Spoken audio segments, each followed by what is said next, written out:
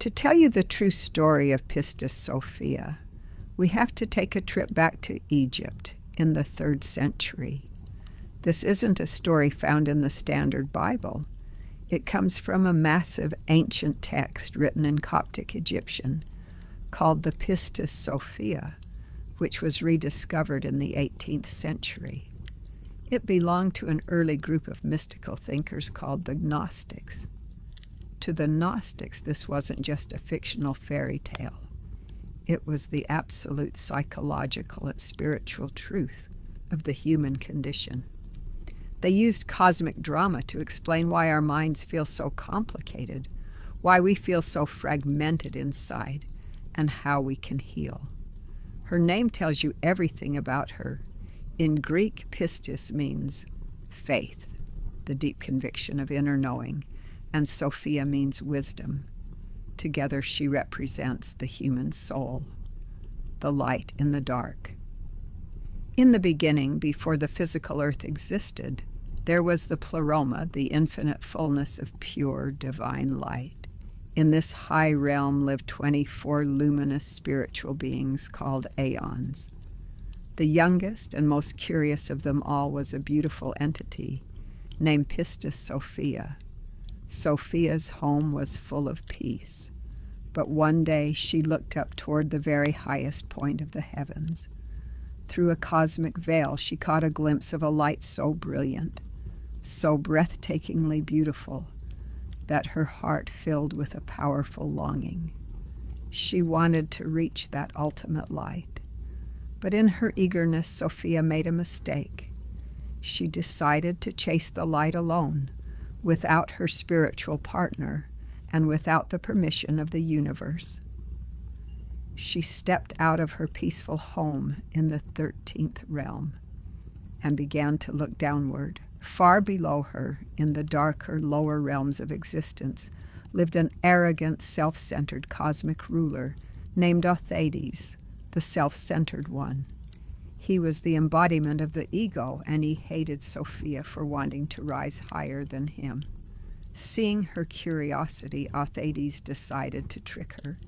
He created a massive, terrifying emanation called the lion-faced power, a creature made of false, blinding light, and placed it down in the chaotic void below.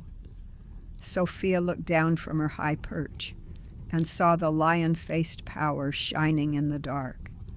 Misunderstanding what she was seeing, she thought it was a reflection of the ultimate heavenly light she had been searching for. If I go down there, she thought, I can take that light and use it to fly to the highest heaven. So, Sophia left her home and dove into the deep, heavy shadows. But the moment she reached the bottom, the trap snapped shut. The lion-faced power and the dark rulers of the lower realms surrounded her. They attacked her, mocking her and aggressively swallowing her pure, heavenly light powers. The farther she fell, the heavier she became. The shadows turned into a dense, chaotic fog, and Sophia found herself trapped in a prison of matter, unable to fly back home. She was completely broken, overwhelmed by the chaos, and deeply regretful of her choice. But Pistis Sophia did not give up. Even in the deepest, darkest mud of the void, she remembered the true light of the heights. She turned her eyes upward and began to sing out loud. She uttered 13 great repentances, 13 beautiful, sorrowful songs crying out to the universe, admitting her mistakes and begging the true light to save her. Her voice echoed through the cosmic realms, full of raw emotion. The supreme divine power heard her cries. The Savior descended into the dark chaos, cutting through the shadows like a brilliant sword of lightning. He defeated the lion-faced power, bound the chaotic rulers, and restored every ounce of the pure light that had been stolen from Sophia. Taking her by the hand, he lifted her out of the heavy mud, guiding her step by step back up through the cosmic realms, until she was safely restored to her true home in the heavens. Maybe the true meaning behind the story is that, for the ancient Gnostics, this story was the ultimate mirror for human life. Sophia's fall represents how we, as souls, get tricked by the false lights of the world, gossip, ego, material distractions, and the constant overstimulation. We chase things we think will fulfill us, only to find ourselves feeling trapped, heavy, and isolated in the chaos of modern life.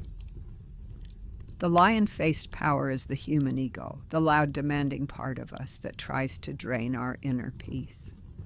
Her 13 songs prove that no matter how lost, overwhelmed, or dyslexic the world makes us feel, our inner voice still holds the magic to call out for truth.